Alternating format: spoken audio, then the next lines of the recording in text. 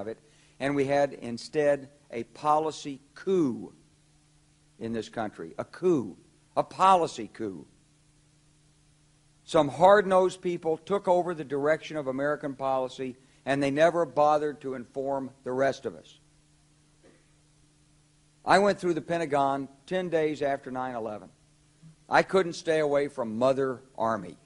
I went back there to see Don Rumsfeld. I'd worked for him as a White House fellow in the 1970s. All this is in the book. And I said, am I doing okay on CNN? He said, yeah, fine. He said, I'm thinking about it. He says, I read your book. And he said, this is a book that talks about the Kosovo campaign. And he said, I just want to tell you, he said, nobody's going to tell us where or when we can bomb. Nobody. He said, I'm thinking of calling this a floating coalition. What do you think about that? I said, well, sir, thanks for reading my book. And, he said, thanks, that's all the time I've got. Really. And I went downstairs. I was leaving the Pentagon, and an officer from the Joint Staff called me into his office and said, I want you to know, he said, sir, we're going to attack Iraq. And I said, why? He said, we don't know. He said, I said, well, did they tie Saddam to 9/11? He said, no.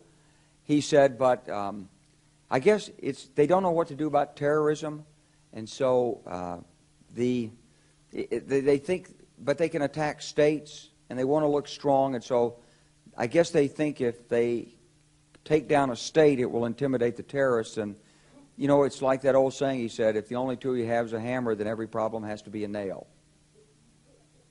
Well, I walked out of there pretty upset, and then we attacked Afghanistan. I was pretty happy about that. We should have. And then I came back to the Pentagon about 6 weeks later. I saw the same officer. I said, why haven't we attacked Iraq? We still going to attack Iraq? He said, oh, sir. He says, it's worse than that. He said,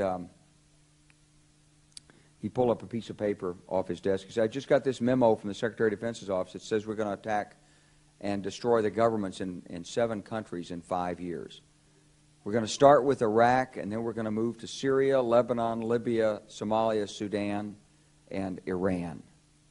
I said, 7 countries in 5 years. I said, is that a classified memo? He said, yes, sir. I said, well, don't show it to me. He was about to show it to me. He said, because I want to talk about it.